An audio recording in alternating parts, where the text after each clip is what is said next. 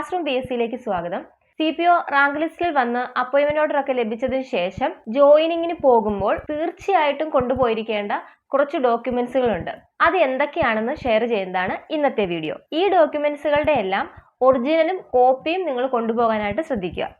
ആദ്യമായിട്ട് appointment order, പിന്നെ ആധാർ കാർഡും ഒറിജിനലും കോപ്പിയും, SSLC +2 ഡിഗ്രി ഉണ്ടെങ്കിൽ ഡിഗ്രി സർട്ടിഫിക്കറ്റുകളുടെ കോപ്പിയും ഒറിജിനലും, PAN card, caste certificate, non criminal certificate. Caste certificate SC/ST വിഭാഗത്തിൽപ്പെട്ട ഉദ്യോഗാർത്ഥികളാണെങ്കിലാണ് കാസ്റ്റ് സർട്ടിഫിക്കറ്റ്, OBC വിഭാഗത്തിൽപ്പെട്ടതാണെങ്കിൽ non criminal certificate. BPL certificate നമ്മുടെ പഞ്ചായത്തുകളിൽ നിന്നായിരിക്കും ലഭിക്കുന്നത്. അത് നമ്മൾ ബോണ്ട് കൊടുക്കുന്നതുമായിട്ട് ബന്ധപ്പെട്ടാണ് ഈ BPL സർട്ടിഫിക്കറ്റ് ഹാജരാക്കേണ്ടത്. അത് ഞാൻ ബോണ്ടിനെ കുറിച്ച് പറയുമ്പോൾ വിശദമായിട്ട് പറയാം. അപ്പോൾ അടുത്തായിട്ട് വോട്ടേഴ്സ് ID ആണ്, പിന്നീട് റേഷൻ കാർഡ്, അതുപോലെ ബാങ്ക് പാസ്ബുക്ക് കൊടുക്കുമ്പോഴത്തേനും അക്കൗണ്ട് നമ്പറും IFSC കോഡും ഒക്കെ നല്ല ക്ലിയർ ആയിട്ടുള്ള കോപ്പി തന്നെ കൊടുക്കാനായിട്ട് ശ്രദ്ധിക്കണം. പിന്നീട് ബ്ലഡ് ഗ്രൂപ്പ് ടെസ്റ്റ് ചെയ്തതിൻ്റെ സർട്ടിഫിക്കറ്റ്, അത് നമ്മൾ ഇനി ഡ്രൈവിംഗ് ലൈസൻസിൽ ഉണ്ടെങ്കിൽ പോലും ബ്ലഡ് ഗ്രൂപ്പിൻ്റെ സർട്ടിഫിക്കറ്റ് വേറെ കൊടുക്കേണ്ടതായിട്ടുണ്ട്. പിന്നെ അതുപോലെ കോവിഡ് വാക്സിനേഷൻ എടുത്തതിൻ്റെ സർട്ടിഫിക്കറ്റ്, പിന്നീട് chicken pox, hepatitis B, tetanus toxoid, ഈ 3 വാക്സിനുകൾ എടുത്തതിൻ്റെ സർട്ടിഫിക്കറ്റ്. ചിക്കൻ പോക്സ് വന്നിട്ടുള്ളവരാണെങ്കിൽ മുൻപത് വന്നിട്ടുണ്ട് എന്നുള്ള കാര്യം ആ സർട്ടിഫിക്കറ്റിൽ എഴുതി ഡോക്ടറെ കൊണ്ട് സൈൻ ചെയ്യിപ്പിച്ചാൽ മതി. പക്ഷെ അത് സത്യസന്ധമായിരിക്കണം. കാരണം പിന്നെ നിങ്ങൾ വാക്സിൻ എടുക്കാതെ വന്നിട്ടില്ലാത്തവർ ഉണ്ടെന്ന് പറഞ്ഞിട്ട് കള്ളത്തരമൊക്കെ എഴുതി വെച്ചിട്ട് പിന്നെ വാക്സിൻ എടുക്കാതെ ക്യാമ്പിലൊക്കെ പോയി കഴിഞ്ഞിട്ടുണ്ടെങ്കിൽ ഇങ്ങനെയുള്ള അസുഖങ്ങൾ പിടിപെടാൻ ഭയങ്കര എളുപ്പമാണ്. അപ്പോൾ വന്നു കഴിഞ്ഞിട്ട് പിന്നെ നിങ്ങൾ 30 ദിവസമൊക്കെ കഴിഞ്ഞിട്ടുണ്ടെങ്കിൽ നിങ്ങളുടെ ബാച്ച് ഔട്ട് ആകാനൊക്കെ സാധ്യതയുണ്ട്. അപ്പം ചിക്കൻ ബോക്സിൻ്റെ വാക്സിൻ എടുക്കുക. ഇപ്പോൾ ഹെപ്പറ്റൈറ്റിസ് ബി ആണെങ്കിൽ ഇപ്പോൾ നമുക്ക് ഗവൺമെൻറ് ഹോസ്പിറ്റലുകളിലൊന്നും ലഭ്യമല്ല, പക്ഷേ അത് മസ്റ്റായിട്ട് എടുക്കണം. പ്രൈവറ്റ് ഹോസ്പിറ്റലുകളിൽ അവൈലബിൾ ആയിട്ടുണ്ട്, അപ്പോൾ അത് പ്രൈവറ്റ് ഹോസ്പിറ്റലിൽ നിന്ന് എടുക്കുക. പിന്നെ ടെറ്റനസ്, അപ്പോൾ ഇത് 3ൻ്റെയും കൂടെ സർട്ടിഫിക്കറ്റ് നമ്മൾ അറ്റസ്റ്റ് ചെയ്ത് മെഡിക്കൽ സൂപ്രണ്ടിനെ കൊണ്ടോ മറ്റോ സൈൻ ചെയ്ത് സീൽ വെച്ചിട്ട് വേണം കൊണ്ടുവരാനായിട്ട്. പിന്നെ ഡ്രൈവിംഗ് ലൈസൻസിൻ്റെ കോപ്പി.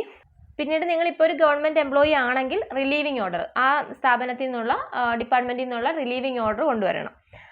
പിന്നെ അതുപോലെ സ്പാർക്ക് ഫോം എന്ന് പറഞ്ഞാൽ നമ്മുടെ ഗവൺമെൻറ് എംപ്ലോയീസിൻ്റെ സാലറി, അതുപോലെ എല്ലാ സർവീസ് മാറ്റേഴ്സും ഡീൽ ചെയ്യുന്നത് സ്പാർക്ക് എന്ന് പറഞ്ഞ സോഫ്റ്റ്വെയറിലൂടെയാണ് ഡീൽ ചെയ്യുന്നത്. അപ്പോൾ ആ സ്പാർക്കിൻ്റെ ഫോം നമുക്ക് ഗൂഗിളിൽ കിട്ടും. അത് കൃത്യമായിട്ട് തന്നെ ഫില്ല് ചെയ്ത് ഫോട്ടോ ഒട്ടിച്ച് ഒപ്പിടിച്ച് നിങ്ങളുടെ ഒപ്പിട്ടുകൊണ്ട് കൊണ്ടുപോകേണ്ടതായിട്ടുണ്ട്.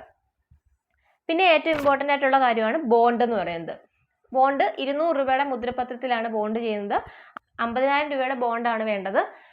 അതിൽ SC/ST BPL വിഭാഗത്തിൽപ്പെട്ട ഉദ്യോഗാർത്ഥികളാണെങ്കിൽ SC/ST BPL, OBC അല്ല, SC/ST BPL, ഈ 3 കാറ്റഗറിയിൽപ്പെട്ട ഉദ്യോഗാർത്ഥികളാണെന്നുണ്ടെങ്കിൽ 25,000 രൂപയുടെ ബോണ്ട് മതി. അപ്പോൾ അതിനാണ് BPL സർട്ടിഫിക്കറ്റ് വേണമെന്ന് ഞാൻ പറഞ്ഞത്. BPL സർട്ടിഫിക്കറ്റ് അതായത് പഞ്ചായത്തുകളിൽ നിന്നാണ് കിട്ടുന്നത്. ഇന്ന കാറ്റഗറി റേഷൻ കാർഡൊക്കെ കൊണ്ടുപോയിട്ട് അവർ അത് അറ്റസ്റ്റ് ചെയ്ത് തരും. BPL സർട്ടിഫിക്കറ്റ് ഹാജരാക്കിയാൽ മാത്രമേ നിങ്ങൾക്ക് 25,000 രൂപയുടെ ബോണ്ട് അനുവദിച്ച് കിട്ടത്തുള്ളൂ. അപ്പം ബോണ്ട് വെക്കുമ്പോഴത്തേനും ആ കാര്യങ്ങൾ ശ്രദ്ധിക്കുക. അപ്പോൾ ഈ ബോണ്ട് വെക്കുമ്പോൾ 2 പേരുടെ സാലറി സർട്ടിഫിക്കറ്റും കൂടെ നിങ്ങൾ ജാമ്യമായിട്ട് വെക്കണം. ആ ജാമ്യക്കാർ നമ്മൾ ബോണ്ടിൽ സൈൻ ചെയ്യിപ്പിക്കണം. അതുകൂടാതെ 2 സാക്ഷികളും കൂടി ഒപ്പിടേണ്ടതായിട്ടുണ്ട്. അപ്പം സാലറി സർട്ടിഫിക്കറ്റിൻ്റെ കാര്യം പറയുമ്പോൾ ശ്രദ്ധിക്കേണ്ട കാര്യം എന്ന് വെച്ച് കഴിഞ്ഞാൽ ആ സാലറി സർട്ടിഫിക്കറ്റ് നമുക്ക് തരുന്ന ആരുടെ സാലറി സർട്ടിഫിക്കറ്റ് ആണോ തരുന്നത് അവർക്ക് മുന്നോട്ട് കുറഞ്ഞത് ഒരു 5 വർഷമെങ്കിലും സർവീസ് ഉണ്ടായിരിക്കണം. അതായത് ഇപ്പോൾ അടുത്ത വർഷം റിട്ടയർഡ് ആകുന്ന ഒരാളുടെ സാലറി സർട്ടിഫിക്കറ്റ് അവിടെ സ്വീകരിക്കത്തില്ല. അപ്പം 5 വർഷമെങ്കിലും മുന്നോട്ട് സർവീസ് ഉണ്ടായിരിക്കണം. അതുപോലെ തന്നെ സ്പാർക്കിൽ സാലറി മാറുന്ന ഡിപ്പാർട്ട്മെൻറ്റിൽ നിന്നുള്ള ആളുടെ സാലറി സർട്ടിഫിക്കറ്റ് മാത്രമേ സ്വീകരിക്കത്തുള്ളൂ. അതായത് ഇപ്പോൾ ഉദാഹരണം പറയുകയാണെങ്കിൽ പഞ്ചായത്ത്, KSRTC, KSFE, KSEB പോലുള്ള ബോർഡുകൾ, അങ്ങനെയുള്ള സ്ഥാപനങ്ങളിൽ നിന്നുള്ള ബോണ്ട് സാലറി സർട്ടിഫിക്കറ്റ് സ്വീകരിക്കത്തില്ല. അപ്പോൾ ആ കാര്യം നിങ്ങൾ തീർച്ചയായിട്ടും ശ്രദ്ധിക്കണം. അതുപോലെ തന്നെ സാലറി സർട്ടിഫിക്കറ്റ് കൊടുക്കുന്ന ഉദ്യോഗസ്ഥൻ്റെ ഒപ്പും തീയതിയും പേരും എല്ലാം അതിൽ കൃത്യമായിട്ട് രേഖപ്പെടുത്തിയിട്ടുണ്ട് എന്നുള്ള കാര്യം നിങ്ങൾ ശ്രദ്ധിക്കേണ്ടതായിട്ടുണ്ട്. CPOയുടെ സാലറിയും പാക്കേജുകളും ബെനിഫിറ്റുകൾ തുടങ്ങിയ ഫുൾ ഡീറ്റെയിൽസ് ചെയ്തിട്ടുള്ള ഒരു വീഡിയോ നമ്മൾ ചെയ്തിട്ടുണ്ട്. അത് കണ്ടിട്ടില്ലാത്തവർ അതിൻ്റെ ലിങ്ക് ഡിസ്ക്രിപ്ഷനിലോ ഐ ബട്ടണിലോ കൊടുത്തേക്കാം, ഒന്ന് കണ്ടു നോക്കുക. അപ്പോൾ നിങ്ങൾക്ക് CPOയുടെ എന്തൊക്കെയാണ് ഫുൾ ഡീറ്റെയിൽസ് അറിയാൻ പറ്റും. സാലറിയും അതുപോലെ ലീവിൻ്റെ കാര്യങ്ങളും പ്രൊമോഷനും എല്ലാം ഉൾക്കൊള്ളിച്ചിട്ടുള്ളൊരു വീഡിയോ ആണത്. അതൊന്ന് കണ്ടു നോക്കുക. അപ്പം ഇത്രയും പറഞ്ഞ ഡോക്യുമെൻറ്റ്സുകളാണ് നിങ്ങൾ കൊണ്ടുപോകേണ്ടതായിട്ടുള്ളത്.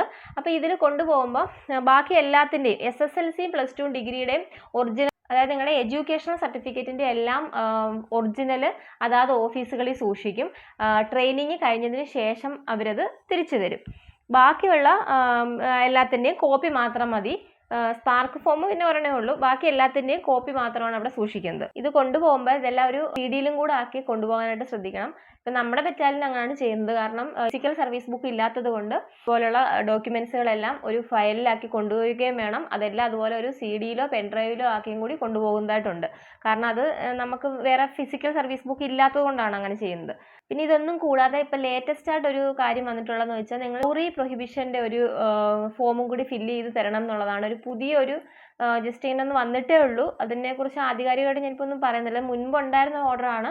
അത് വീണ്ടും ഇംപ്ലിമെൻറ്റ് ചെയ്ത് തുടങ്ങിയിട്ടുണ്ടെന്ന് തോന്നുന്നു. കാരണം മാരീഡ് ആയിട്ടുള്ളവരുടെ കയ്യിൽ നിന്നും സ്ത്രീധനം വാങ്ങിയിട്ടില്ല എന്നുള്ള ഒരു ഇതും കൂടി എഴുതി നമ്മൾ ഒപ്പിട്ട് കൊടുക്കേണ്ടതായിട്ടുണ്ട്. ഇംപ്ലിമെൻറ്റ് ചെയ്ത് തുടങ്ങിയിട്ടുള്ളൂ. ഇതുവരെ നമ്മളത് വാങ്ങിച്ചിട്ടില്ല. പക്ഷേ അത് ഇനി മുതൽ അതും ചിലപ്പം സ്ട്രിക്റ്റ് ആകേണ്ടതായിട്ട് വരും. ഓക്കെ, അപ്പോൾ ഇത്രയും കാര്യങ്ങളാണ് ഇനി പോകുമ്പോൾ അപ്പോൾ കൊണ്ടുപോകേണ്ടതായിട്ടുള്ള ഡോക്യുമെന്റ്സ് എന്ന് പറഞ്ഞാൽ ഇത്രയാണ്.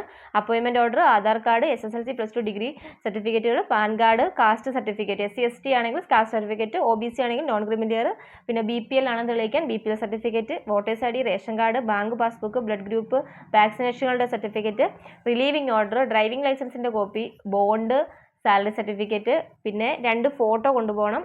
മെയിൽ IDയും അതൊക്കെ നമ്മൾ ആ സ്പാർക്ക് ഫോമിൽ എഴുതണം. അതുപോലെ സ്പാർക്ക് ഫോം. ഇത്രയും കാര്യങ്ങളാണ് അപ്പോൾ കൊണ്ടുപോകേണ്ടതിനുള്ളത്. വീഡിയോ ഇഷ്ടമായിട്ടുണ്ടെങ്കിൽ ലൈക്ക് ചെയ്യുക. അതുപോലെ എന്തെങ്കിലും സംശയമുണ്ടെങ്കിൽ കമൻറ്റ് ചെയ്യുക. താങ്ക്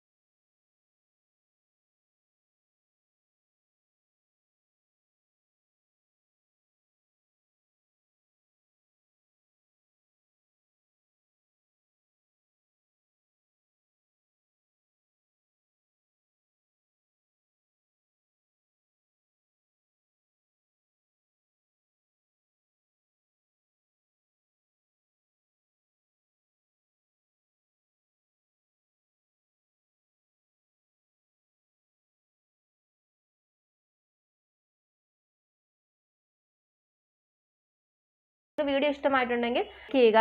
അതുപോലെ എന്തെങ്കിലും സംശയമുണ്ടെങ്കിൽ കമൻറ്റ് ചെയ്യുക. താങ്ക്